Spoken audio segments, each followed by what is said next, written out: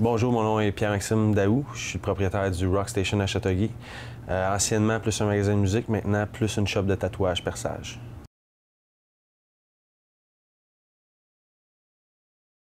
Moi, quand j'ai ouvert, il y a 7 ans environ, donc ça serait en 2005 environ que j'ai ouvert, ouais, 2005, 7-8 ans. C'était uniquement de la musique que je vendais. Des CD, des DVD de spectacles. Je vendais des guitares, des accessoires d'instruments, des vinyles. Mais avec le temps, évidemment, ben l'industrie de la musique étant ce qu'elle est, j'ai pas eu le choix. J'avais deux choix. Soit je me laissais mourir puis je fermais, pour moi, il n'y en était pas question dans le sens que je suis habitué de travailler pour moi puis de ne pas avoir de patron puis d'essayer d'offrir au public un service X, puis d'en vivre, dans le fond. J'ai déjà pignon sur rue, fait que je me suis dit, bon, bien, plutôt que de fermer, je vais essayer de transformer la vocation du magasin tranquillement. J'ai fait ça tranquillement au fil des années. Au début, je vendais quelques bijoux. Après ça, on a commencé à faire du tatouage au sous-sol.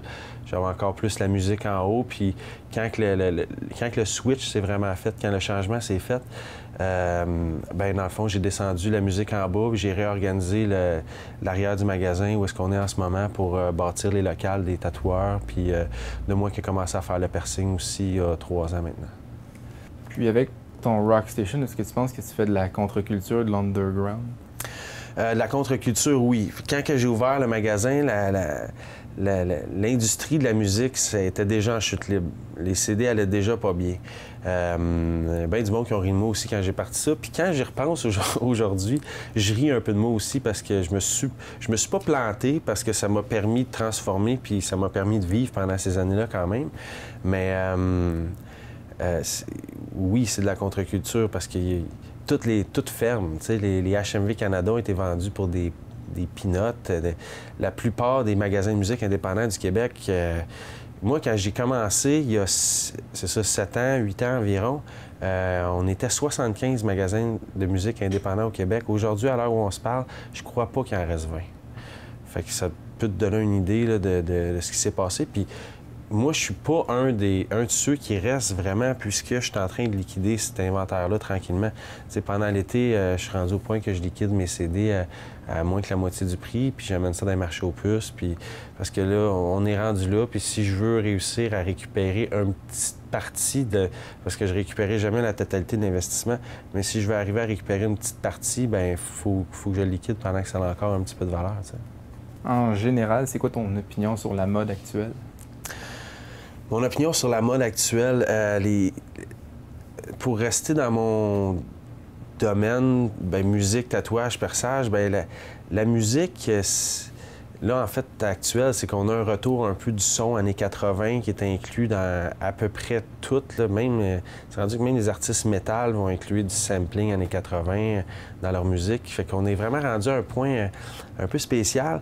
Moi, mon opinion là-dessus, c'est que moi, j'aime ça. J'aime la diversité. J'aime que les choses bougent, que les choses avancent. Je suis pas le genre de personne qui va critiquer un de mes groupes que j'écoutais quand j'étais à l'adolescence parce qu'ils ressortent un album puis ça sonne pas comme quand j'étais adolescent. Ces artistes-là, bien, ils ont vieilli, ils ont évolué eux autres aussi. Puis j'aime vivre l'évolution dans la musique, dans la mode. Puis on le voit dans les tatouages, des perçages, c'est rendu différent. Les gens vont plus oser. Souvent, j'ai des clients qui rentrent ici pour des piercings que j'ai jamais fait de ma vie. Puis tu sais, faut dire, j'en ai quand même 1200 de fait, 12-1300. Fait que, tu sais, quand j'en pogne que j'ai jamais fait, ça m'étonne à chaque fois. Mais c'est des gens qui ont des demandes spéciales. Ah, c'est-tu faisable? Tout est faisable. Il y a toujours moyen de trouver une façon de faire quelque chose. Puis oui, je vais m'adapter, faut évoluer avec la mode. Puis, bien, mon opinion, c'est que c'est bien. La différence, c'est bien, les modes, c'est bien. Mais le tatouage puis le perçage, c'est quelque chose qui est là pour rester, je pense. Parce que ça n'a jamais été une mode de un moment. C'est une mode qui a évolué puis qui va continuer à évoluer.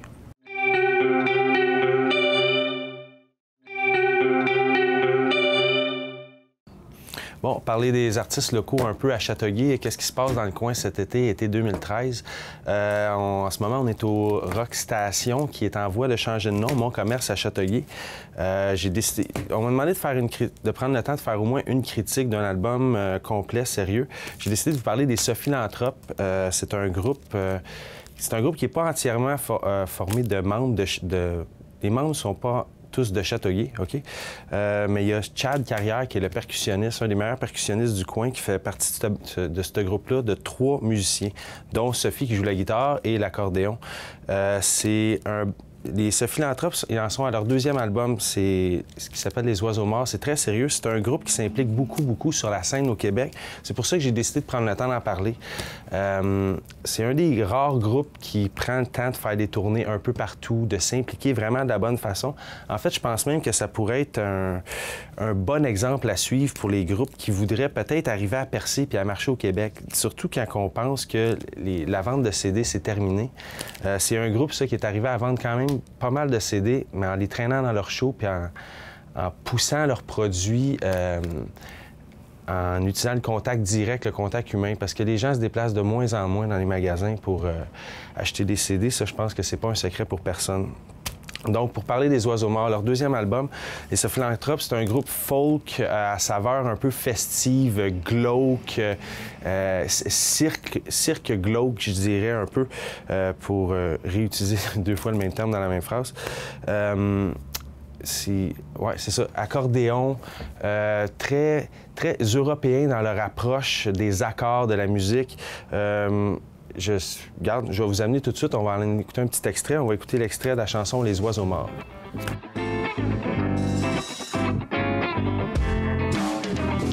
Alors qu'ici, rien du tout, d'un ennui à se pendre à un clou, ça dort au gaz, lacrymogène, ça court après la face de la reine, la face de la reine. Ne vends pas ton âme au diable, il achètera à crédit. Il tombe des oiseaux morts, il tombe des oiseaux morts du paradis. Ne vends pas ton âme au diable, il achètera à crédit. Il tombe des oiseaux morts, il tombe des oiseaux morts du paradis.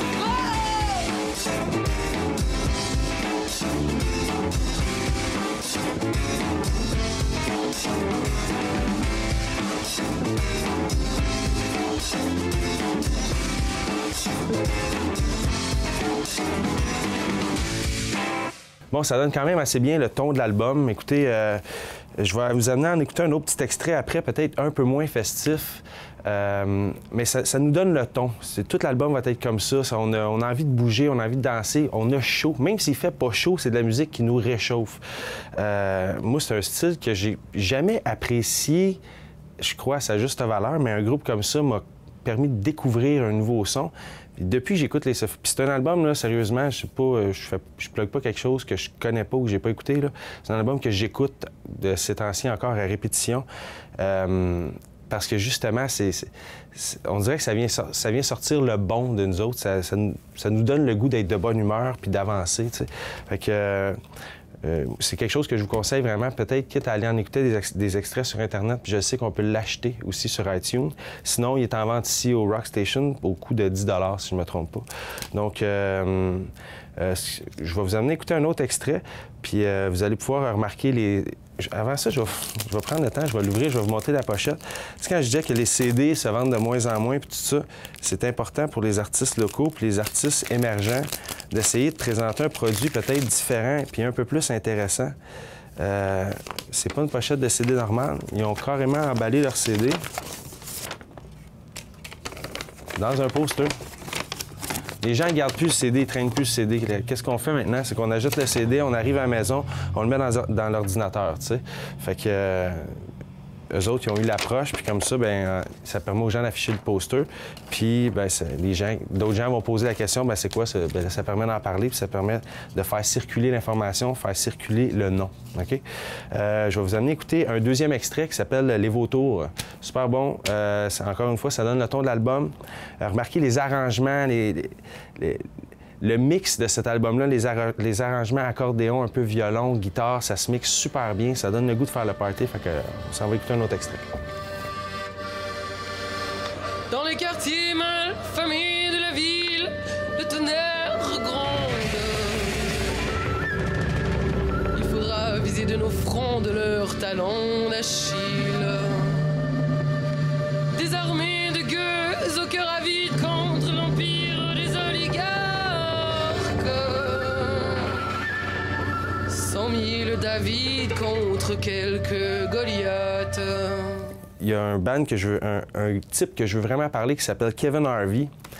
C'est un harmoniciste si je me trompe pas, il vient de Hawick ou pas trop loin des lignes américaines. C'est un anglophone. C'est un musicien qui joue en chaise roulante, là. C'est un harmoniciste, probablement un des meilleurs bluesmen qu'on a au Québec, qui joue avec 2 bandes différents, que vous allez sûrement arriver à pogner. Si vous avez la chance de pogner ça cet été, je sais qu'ils sont en show un peu partout. Vous tapez ça sur votre ordinateur, le Clarksdale Moen, qui est un des 2 groupes, ou sinon le Durham Country Poet.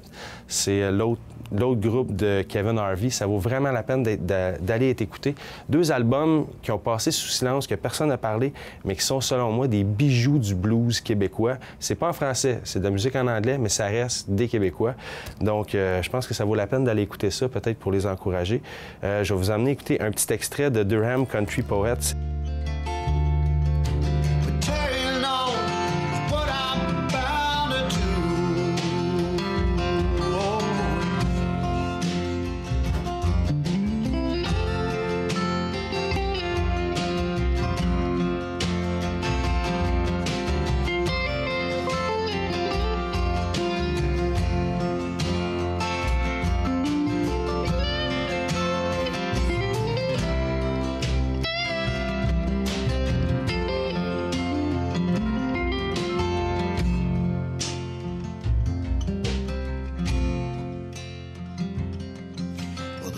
of the moon makes bright the skies, and the young man's hope is in his eyes. If thorns and weeds come choke these fields, will he be there to steady the wheel? Crack of dawn rains down on me, cynicism brewing like the morning tea.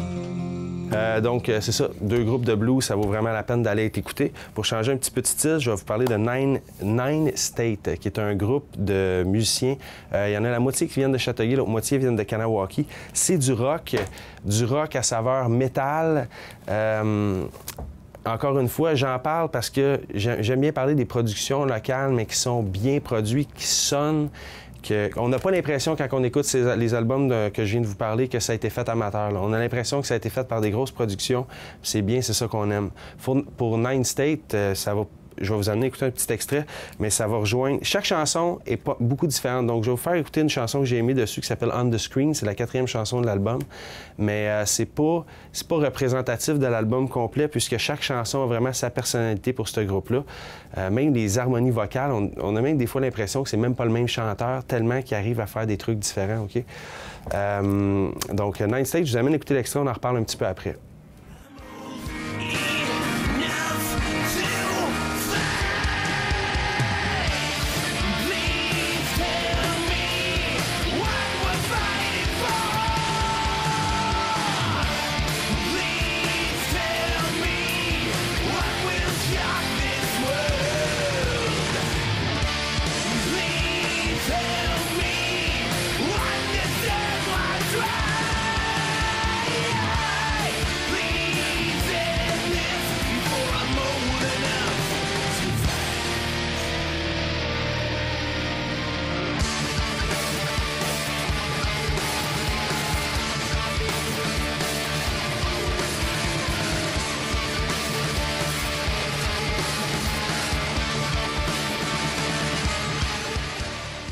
Bon, donc ça vous donne une bonne idée de comment ça peut sonner. Vous pouvez aller sur Internet, écouter d'autres extraits. C'est un groupe à découvrir. C'est un groupe, je pense que si on arrive à les pogner... Moi, je les ai vus en spectacle, c'est vraiment quelque chose, ils se donnent vraiment beaucoup. Je vous invite à aller voir ça cet été. Allez taper ça sur Internet, Nine, N-I-N-T-H, avec un 9, State, S-T-A-T-E. Je suis certain qu'ils ont des dates de spectacle dans le coin ici. Là. Ça vaut vraiment la peine d'aller les voir. Déplacez-vous.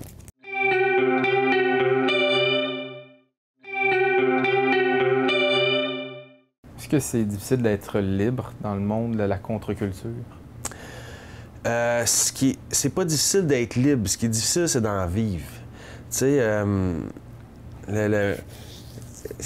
comme on dit, si c'était facile, tout le monde le ferait. Tu sais.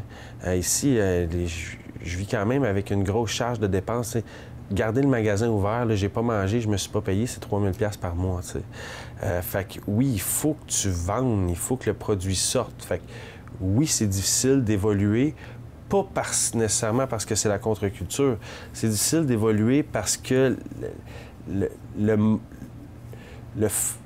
le format économique dans lequel on vit en ce moment, puis que tout le monde évolue, tu sais, on vit tous dans le même monde. Hein? Puis mes problèmes sont sensiblement les mêmes qu'ailleurs. Je vais avoir à peu près, dans un petit commerce, tu vas avoir les mêmes problèmes que dans un grand commerce comme le Walmart, ça va être juste à plus petite échelle, tu sais. Puis c'est sûr que dès que tu as besoin d'aide ou tu as besoin de ressources, bien, c'est beaucoup plus difficile d'aller les chercher parce que tu dégages pas assez de profit dans une année pour que ce soit intéressant pour des investisseurs. Donc oui, c'est difficile dans la mesure où il faut tout faire soi-même.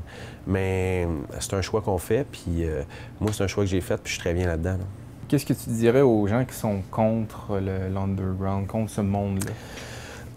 Bien, je dirais goûtez-y, hein? Parce que c'est un peu comme un plat exotique qu'on n'a pas nécessairement envie de goûter parce que le look que ça a, bien, ça nous laisse un peu hésitants ou perplexes. Bien, comme la plupart des parents vont dire à leurs enfants qui disent ah, j'aime pas ça, bien, goûte avant, puis après avoir goûté, si t'aimes pas ça, bien, reste avec ton idée. Puis, mais tu sais, il faut pas oublier que la culture underground, la culture émergente, toutes les grandes cultures ou qu'est-ce qui est gros, qu'est-ce qui est plus présent aujourd'hui dans notre monde, a commencé par être underground, a commencé par être... regarde, on pense à l'époque disco qui était une des périodes où il s'est vendu le plus de musique dans l'histoire de la musique, tu sais. Ça a commencé au début, c'était tout petit, c'était dans des clubs, puis à un moment donné, ça allait exploser tout d'un coup, tu sais. Fait qu'on sait jamais qu'est-ce qui va exploser, puis qu'est-ce qui va se mettre à devenir plus gros, tu sais. On peut penser on va parler de musique, là, on peut penser à Arcade Fire qui faisait des petits shows dans des places, qui était un band underground de la scène montréalaise, puis qui ont gagné le prix de l'album de l'année il y a 2 ans, tu sais. Fait que faut faire attention à sur quoi on crache, puis sur quoi on rechigne, parce que la plupart du temps, bien, en fait, on va se passer de bonnes choses à cause de préjugés qu'on a. Les préjugés, ça n'a jamais servi personne, c'est comme la peur, hein? Ça n'a jamais servi à personne. Quand je pense à des bandes que je déteste, là, comme exemple AC/DC, qui ont fait la même maudite tune 10 fois par album, pendant 20 albums, pendant une carrière, qu'on écoute le dernier album, puis on pourrait le mettre entre le premier et le deuxième, puis ça ne jurerait pas. Il n'y a aucune évolution, il n'y a aucun... ça, je pense que c'est pas bien de reprendre toujours la même recette. Il faut oser, tu sais, il faut savoir oser. Moi, quand j'apprécie un band, j'écoute un band qui devient mainstream, je souhaite pas nécessairement qu'il reste comme qu'il était avant, mais je souhaite qu'il continue à essayer et à évoluer.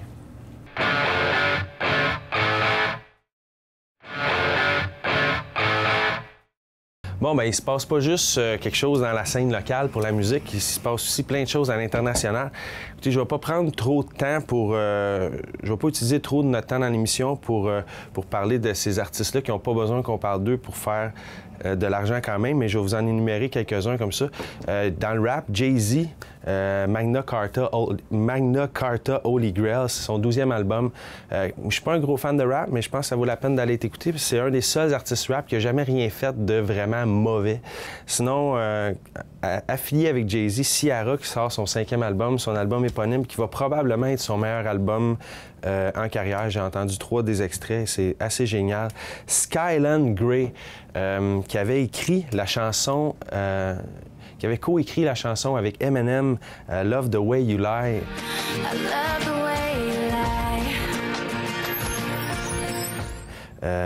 Sort finalement son premier album studio. Allez écouter sur Internet la chanson Come On, Let Me Ride. C'est une chanson que Eminem a faite en collaboration avec elle. C'est assez génial. Les textes sont assez osés aussi. Ils comparent l'acte sexuel à faire du vélo. C'est assez génial.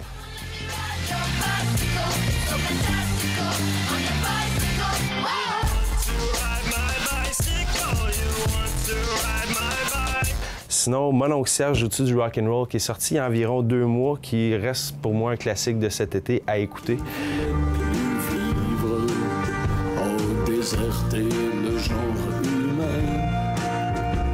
se sent plus près des choses qui ne ressentent rien.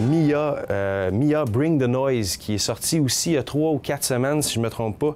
L'album est excellent. MIA qui fait de l'électro, rap, trash, violent.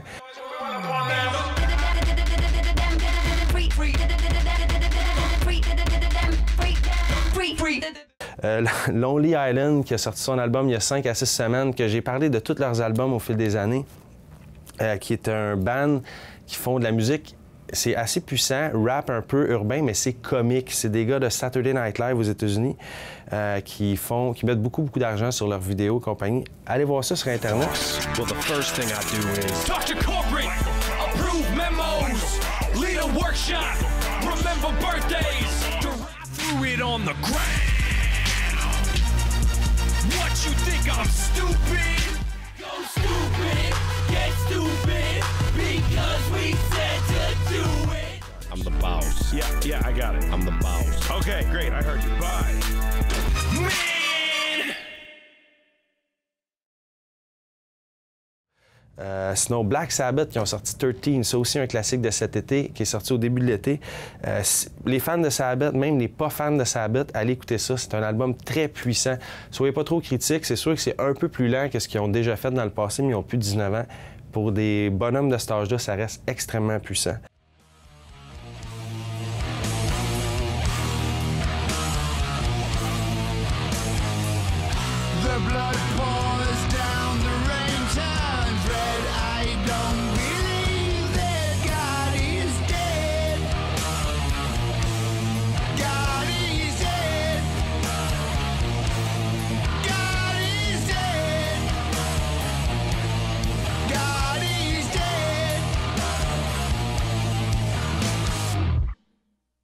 Bon, on va parler de Heavy MTL qui en est à sa 5e édition cette année pour l'été 2013. Ça se passe dans quelques jours, le 10 et le 11 août. Cette année, encore des grosses têtes d'affiche. On a en top tête d'affiche, on a Avenged Sevenfold puis Rob Zombie, écoute, deux shows que c'est sûr que... Moi, pour pas être un gros fan de Rob Zombie, ça vaut la peine de se déplacer. C'est toujours un bon spectacle, c'est du visuel.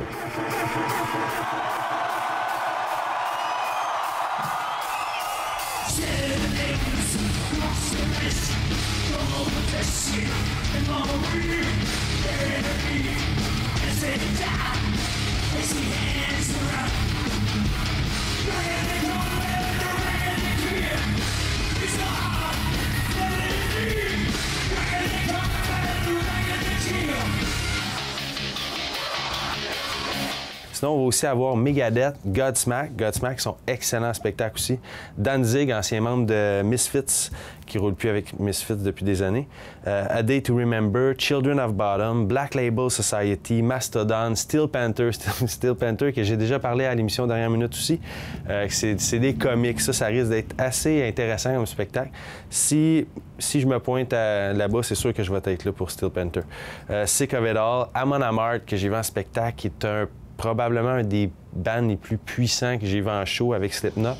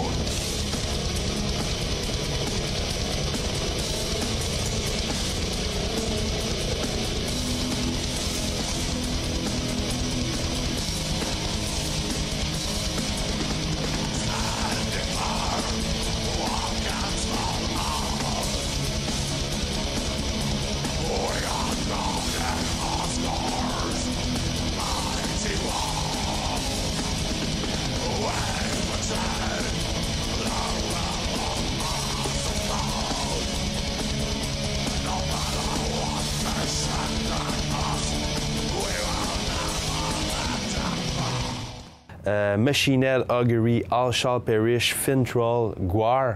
Gwar qui font du métal intergalactique, qui est habillé en gros extraterrestres. C'est des mascottes, les gars. Ça vaut la peine de se déplacer aussi. Souvent, c'est un peu ragoûtant comme show, donc aller voir Gwar à 30 degrés au soleil, au Heavy MTL, je me tiendrais pas en avant du stage de peur d'être comme crotté pour le reste de la journée, puis collant, OK?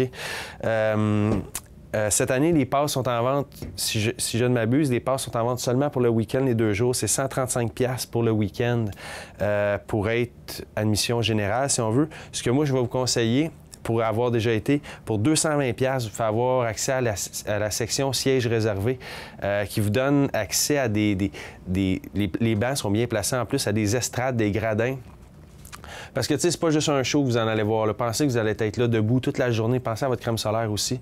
Vous allez être là debout toute la journée. C'est le fun d'avoir accès à un endroit où on peut se reposer et être bien, tu sais. Fait que là, c'est ça. Ça vous donne accès aux gradins. Les gradins qu'il y a juste pour les scènes principales, par contre. Vous n'avez pas accès à de gradins privés pour les scènes secondaires. Mais pour 220$, ça vaut vraiment la peine. Vous avez accès aux toilettes, tu sais, les toilettes privées pour la section réservée, les concessions, donc pour la bouffe, la bière, puis tout ça. Il y a certaines concessions que juste les gens qui ont des places réservées ont accès. Donc, je pense que pour la différence de prix pour les 2 jours, ça vaut vraiment la peine de se payer ça pour les fans, puis ceux qui prévoient arriver là le matin puis sortir tard le soir. Sinon là-dessus, ben gars, je vais vous souhaiter un bon festival de métal.